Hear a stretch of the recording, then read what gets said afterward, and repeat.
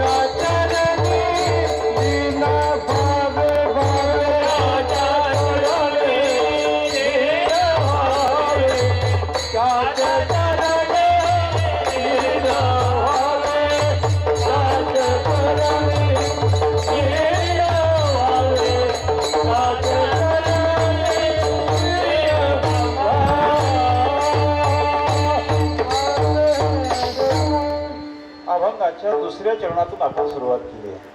संत श्रेष्ठ निलोबाराय म्हणतात की तुम्हाला अनुग्रहित व्हायचं आहे, शरणागत व्हायचं आहे. कोणाकडून व्हावं? निलोबाराय म्हणतात त्याच्या चरणी लीन व्हावे, त्याच्या चरणी लीन व्हावे. त्याच्या चरणावर तुम्ही लीन व्हा. पण निलोबारायना आपण विचारू, त्याच्या म्हणजे नेमकं कोणाच्या? त्यावेळेला निलोबारायने निर्देश केलाय, तुम्ही कुणाच्याही चरणावर लीन होऊ नका, कुणाच्याही चरणावर शरणागत होऊ नका, कुणाच्याही पाया पडू नका. निलोबाराय म्हणाले, देव म्हणून कुणाच्याही पाया पडलं चालतं, देव म्हणून कुणाच्याही पाया पडलं चालतं, पण साधू म्हणून कुणाच्याही पाया पडू नये. विठ्ठल विठ्ठल.